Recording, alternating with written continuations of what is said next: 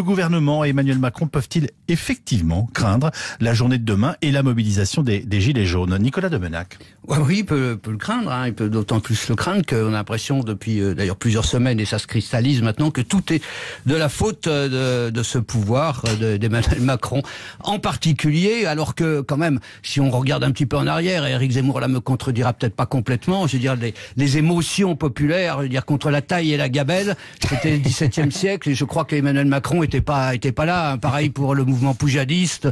Oui, on peut douter peut-être. Non, et pareil donc pour d'autres données qui interviennent dans ce conflit.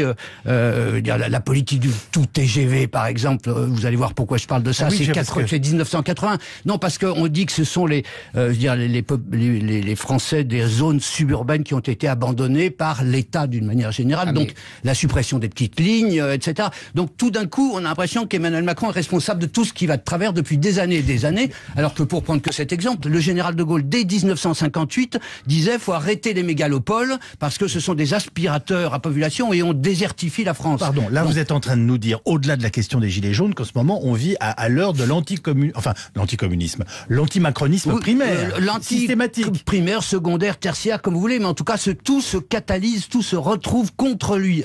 Alors il a fait des erreurs, on y viendra peut-être, il les a même multipliées, pourra-t-on.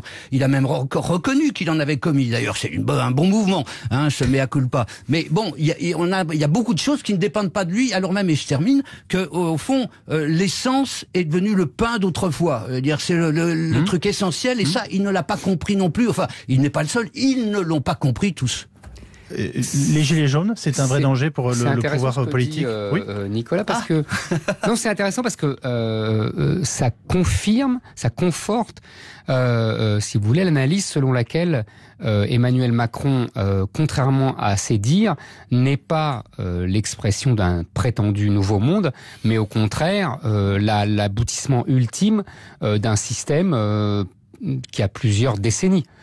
C'est l'incarnation de la fin de ce système, c'est l'aboutissement.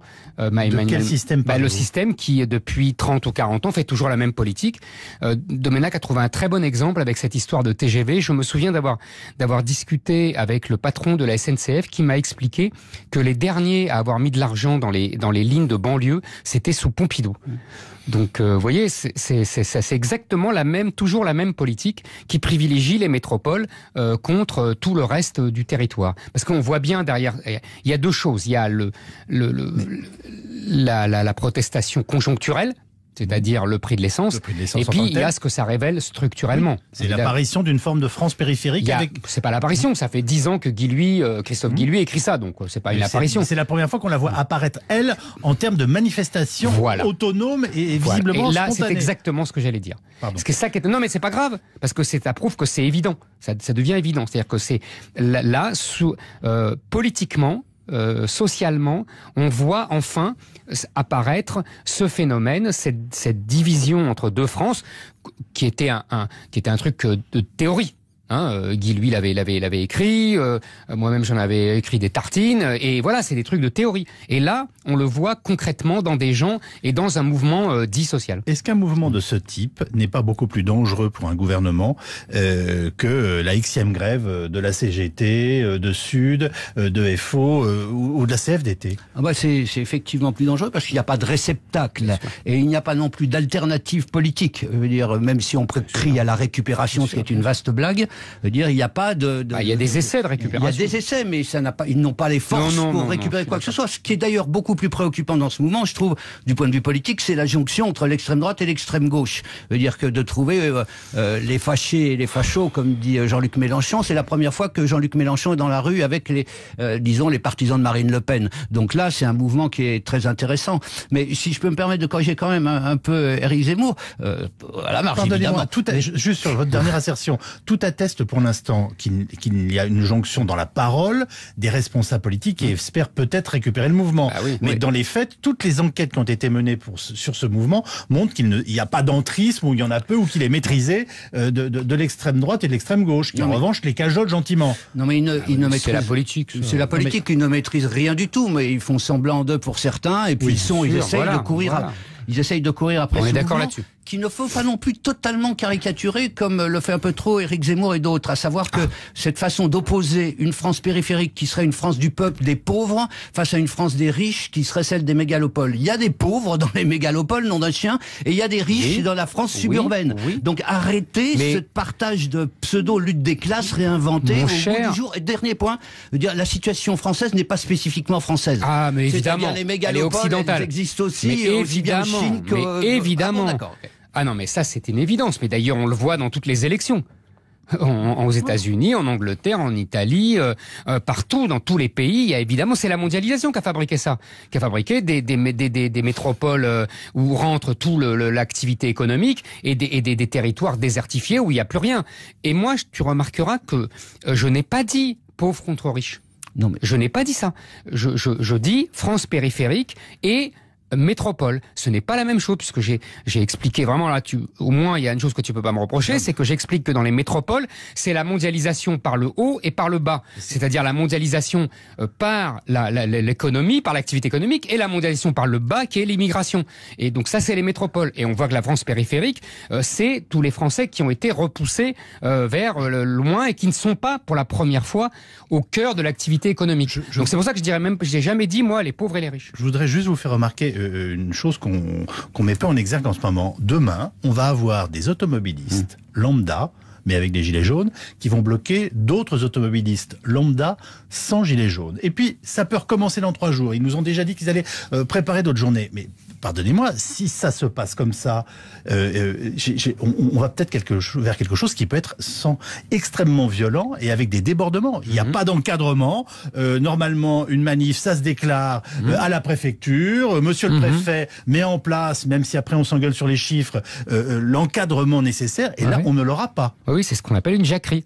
C'est exactement ça. Alors là, on sera d'accord, c'est une jacquerie fiscale. C'est une jacquerie, voilà. Exactement. Il y en a eu d'autres. Mais d'ailleurs, c'est tout à fait mérité. Parce que là, c'est très inquiétant. Je veux vous entendre là-dessus. Oui, c'est inquiétant, mais parce que c'est le gouvernement qui a provoqué ça. Parce que j'ai lu des choses très intéressantes qui expliquent, par exemple, que l'augmentation de la fiscalité qu'on dissimule derrière un paravent écologique, c'est en fait parce que il y a eu une baisse des recettes fiscales. Parce que justement, les Français ont consommé moins d'essence. Et donc, ils ont payé moins d'impôts, de taxes fiscales. Et donc, on augmente le taux pour compenser. Donc, je veux dire que là, le gouvernement a vraiment joué aux apprentis sorciers en ne réduisant pas assez la dépense et en allant chercher, dans l'augmentation de la fiscalité, un complément de recettes absolument inique. On va suivre tout ça. Je rappelle que nous serons bien entendu, comme toujours, mobilisés pour vous accompagner dans cette journée de demain qui sera extrêmement compliquée. Mise au point aussi dès aujourd'hui sur les premières cartographies sur le site rtl.fr. Nous suivons ce dossier extrêmement épineux. Merci beaucoup, Nicolas. L'Amérique face aux recherches les plus importantes depuis le 11 septembre 2001. 631 personnes sont portées disparues après les incendies de ces derniers jours en Californie. Chiffre donné cette nuit par le chef des opérations dans la vallée de Sacramento.